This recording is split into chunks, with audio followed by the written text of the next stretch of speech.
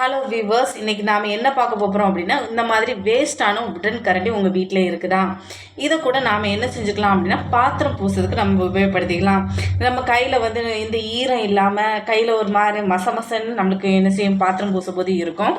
இதை தவிர்க்கிறதுக்காக நாம் என்ன செஞ்சுக்கலாம், இப்போ நான் வந்து ஒரு டிப்ஸ் வேறு சொல்லி கொடுத்துருந்தேன். எப்படின்னா, நம்ம அந்த காலத்தில் யூஸ் பண்ணுற மாதிரி நம்மளோட அடுப்புலேயே விறகடுப்புலேயே என்ன செய்வாங்க அப்படின்னா, இந்த மாதிரி கொஞ்சம் வேலையெல்லாம் முடிஞ்ச பிறகு சோத்து பானையிலேருந்து இந்த சோறை எடுத்துக்கிட்டு இன்னொரு பாத்திரத்தில் எடுத்துக்கிட்டு அந்த சோத்து பானையை அதுலேயே வச்சு என்ன செஞ்சுருவாங்க, விளக்கி எடுத்துருவாங்க. அந்த காலத்தில் அப்படியே போட்டுக்கிட்டு அது காய விட்டுக்கிட்டு அதை வந்து நம்ம தேய்ச்சி கொடுத்துக்கிட்டு அது என்ன செய்யலாம் அப்படின்னு சொல்லிக்கிட்டு டிப்ஸ் பார்க்குறத விட நாம் வந்து இந்த மாதிரி என்ன செஞ்சுக்கலாம் அப்படின்னா, நம்ம அடுப்பில் வச்சே என்ன செஞ்சுக்கலாம், நம்மளுடைய வேலையை சுலபமாக முடிச்சுக்கலாம். இந்த மாதிரி ஒரு உடன் கரண்டி எடுத்துக்கணும். உடன் கரண்டி எடுத்துக்கிட்டு நாம் என்ன செய்யணும் அப்படின்னா, இந்த மாதிரி ஃபஸ்ட்டு ஒரு ரோல் இந்த நான் நுனியில் வச்சு என்ன செஞ்சுக்கணும் அப்படின்னா ரோல் பண்ணணும்.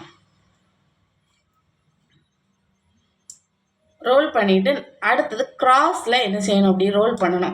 இந்த ரோல் பண்ண உடனே ஃபஸ்ட்டு என்ன செஞ்சுக்கணும், உங்களுக்கு வீட்டில் எவ்வளவு ரப்பர் பேண்ட் இருக்குதோ, இப்போ நல்ல ரப்பர் பேண்ட் போட போட இதில் நல்ல என்ன செஞ்சுக்கும், இருக்கும் உருவாயிரும். நல்லா என்ன ஸ்ட்ராங்காக இருக்கும்.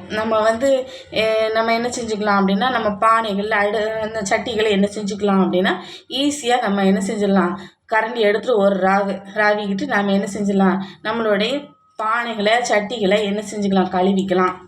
இந்த பாருங்கள் எப்படி போட்டிருக்கேன் பாருங்கள். இந்த மாதிரி நமக்கு எப்படி தோணுதோ, நம்மளுடைய கைக்கு வசமாக இருக்கிற மாதிரி நாம் என்ன செஞ்சுக்கலாம், இந்த மாதிரி கரண்டியை சுற்றி சுற்றி நாம் என்ன செஞ்சுக்கலாம், இந்த மாதிரி ரோ போட்டுக்கணும்.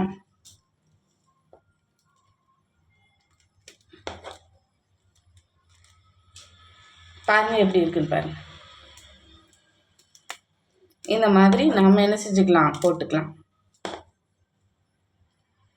அடுத்து பாருங்கள், இந்த மாதிரி என்ன செஞ்சுக்கலாம், போட்டுக்கலாம். உங்கள் வீட்டில் ரப்பர் பேண்டு நம்ம வந்து சேகரித்து வச்சுக்கிட்டே இருப்போம்.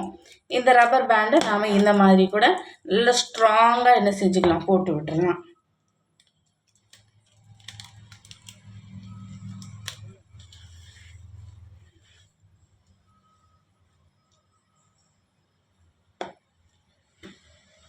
இந்த மாதிரி சட்டி இருக்கும், நம்மளுடைய இப்போ மீன் சட்டி இருக்குது. இப்போ நம்ம வந்து கேஸ் அடுப்புலேயே இப்படி கொஞ்சம் தண்ணீரை விட்டு, நான் ஏற்கனவே ஒரு வீடியோ போட்டிருந்தேன், இதில் கொஞ்சம் லைட்டாக என்ன செஞ்சுக்கணும் அப்படின்னா, தண்ணீர் என்ன செஞ்சுக்கலாம், இப்படி கொஞ்சம் போட்டுக்கிட்டு இந்த மாதிரி என்ன செஞ்சுக்கலாம், டக்குன்னு இப்படி ஒரு விளக்கிக்கிட்டு நாம் என்ன செஞ்சிடலாம், அழகாக தூக்கி என்ன செஞ்சிடலாம்.